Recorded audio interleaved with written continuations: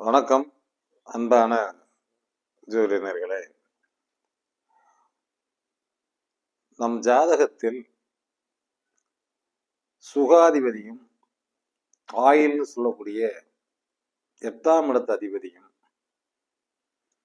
ஒன்று சேர்ந்திருந்தால், அதாவது சுகாதிபதி என்பதே 4ஆம் இடம்தான், அந்த 4 கூடையவர் 8 கூடையவர் சேர்ந்திருந்தால் மனை கட்டுவது, லோன் வாங்கி கட்டக்கூடிய அமைப்புகள் அவர்கள் நீண்ட நாள் ஆசையாக நம்ம ஒரு வீடு கட்ட வேண்டுமே என்று நினைத்திருப்பார்கள்.